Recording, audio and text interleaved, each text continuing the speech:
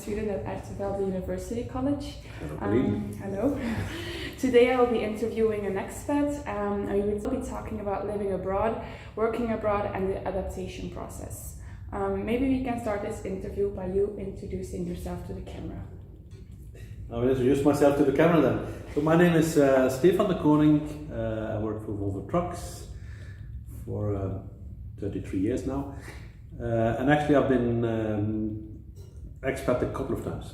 So I've worked in France and in Brazil, in Poland and in the US. Wow. But I think maybe Brazil is for your work is maybe the most interesting to talk about. Because it was the biggest cultural change, a cultural difference. So I think that's probably, I would choose that country then. Okay, perfect. Let's start with the questions. The first section is living abroad. Were you in Brazil alone or with your family? We moved with the family. So I had two daughters. One was 6 and one was 8. Young girls. Young girls. Yes. Okay. What was the reason that you went abroad? It's a kind of personal invite. Okay. Was the timing ideal for you? Was it a good career opportunity or was it beneficial for your family? Yeah, I mean, how would I say? The timing is always good if you make it work. I mean, it is never. You don't wait for it. I must say that we had some doubts actually to go. Yeah, I can imagine. When my previous boss, he was very insistent, and he basically said, "Listen, I mean, I'm sure you will do well here. Why don't you come and visit us? And if it doesn't work out, it doesn't work out." But he made sure that, let's say, we had a fantastic introduction to the team and to the country. So we had a full week of meeting other expats who were telling about their life as an expat there, and then they said, "Okay, let's pack up and move." So. Okay, but the security that you could move back was also a factor that played in you saying yes. Yeah, I think that they promise you a job, right? So, and that is kind of a reassuring element in the deal. Okay, did you live in the city or more?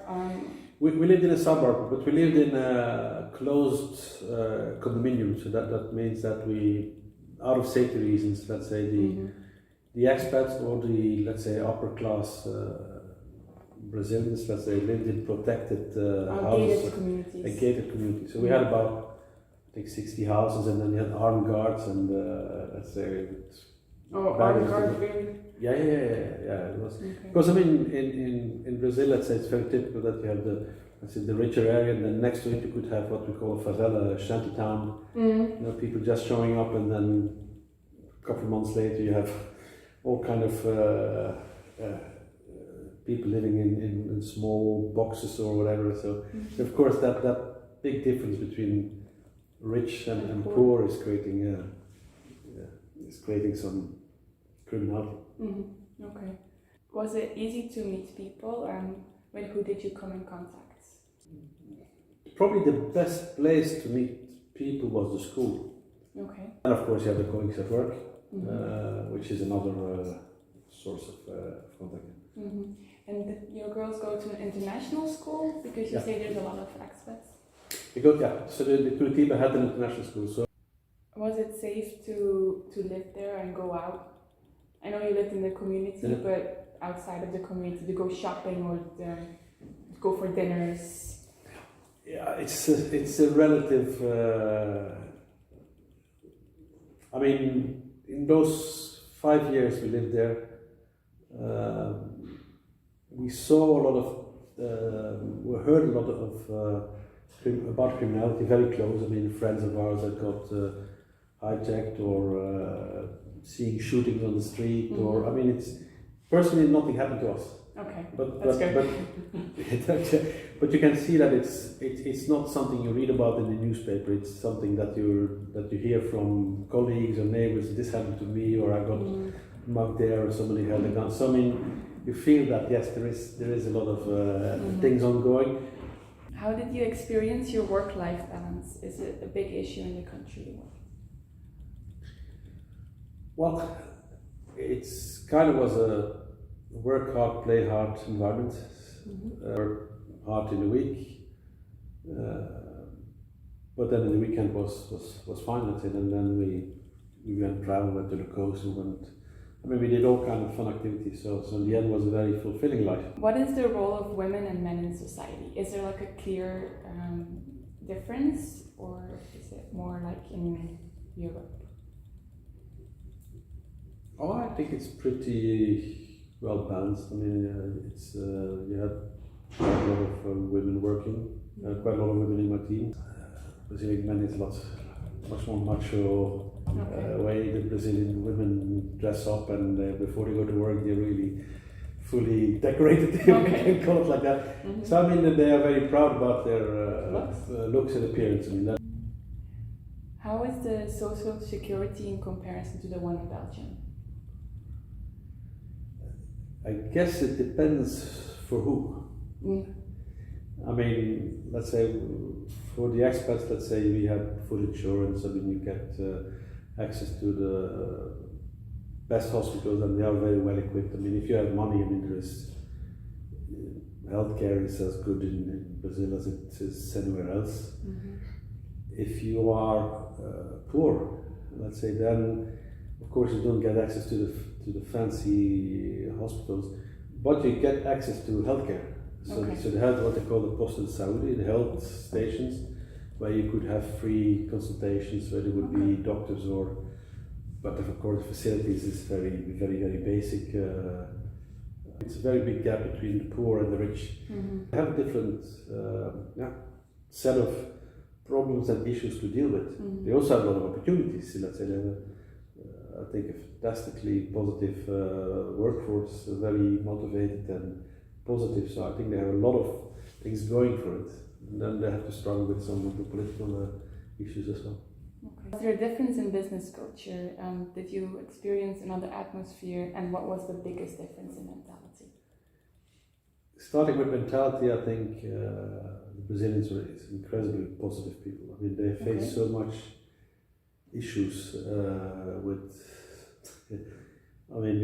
sometimes with poverty or sometimes with the political climate that is absurd, or huge inflation or whatever. But they are very positive. That means you don't. I was working, as I said before, in France, and typically in France I would spend maybe 10% developing an idea and 90% of my time selling the idea, trying to get it through. Okay. And in Brazil it was the other way around. But very positive, also very innovative, very continuous improvement. For me, let's say, for our company, let's say, was born there, let's say, and exported to the rest of the world. So they were much more open to change and improvements. They are, let's say, improving things. So. Okay, that's fun to work with. Yeah, it was a lot of fun to work with, for sure. You could finish a lot of projects. Yes. The changes we did there over those couple of years we were there, it would take 10 years to do it in Europe. Let's say you had so much resistance while there. Let's just do it. Mm-hmm. And the amount of hours they work, was the 9 to 5 that they worked? Well, yeah, they many cases the people worked from, let's say, 8 to 5, let's say. Then they would go to school from 6 to 11. Okay.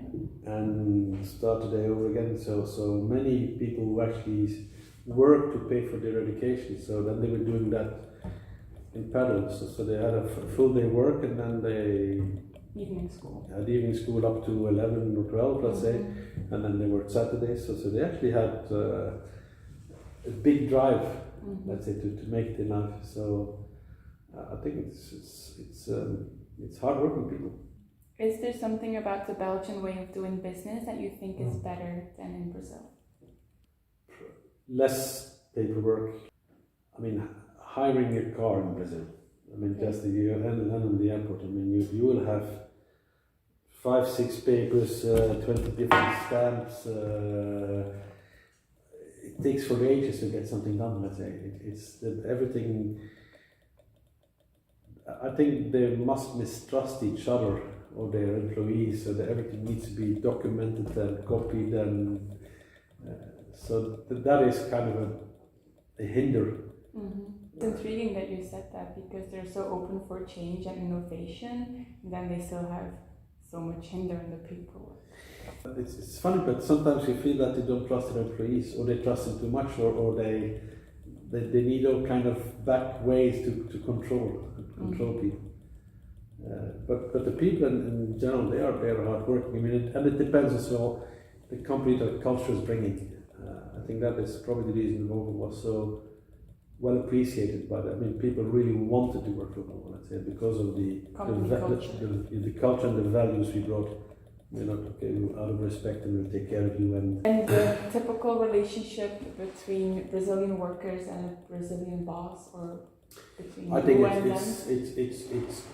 it's very nice atmosphere. I would think. Let's say they often do barbecues together.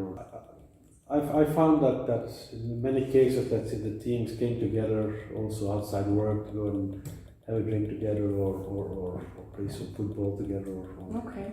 So it's nice. It's friendly environment. I think the Brazilians are typically very friendly and fun-loving and outgoing. So yeah.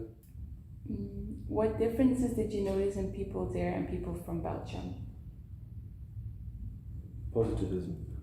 Even if they would have terrible days, they would still smile at you and laugh with you and be friendly. I mean, if you walk the streets in Belgium and people look down, it's like, I mean... If you smile at them, they look away. they say, what's that lunatic, what does he want? A warmer society. That's what I think. Okay. Oh, this is the last question, but I think I can imagine the answer. Would you do it again?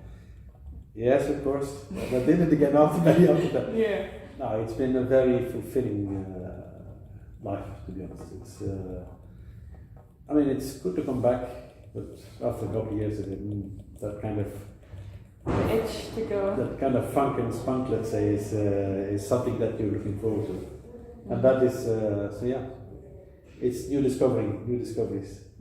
So for sure, we do it again. Okay. Thank you for the interview. I really enjoyed it. I hope you did too. Absolutely. Same here. Best of luck. You too. And please go and take the next step at the assignment if you can take it. I will. Thank you.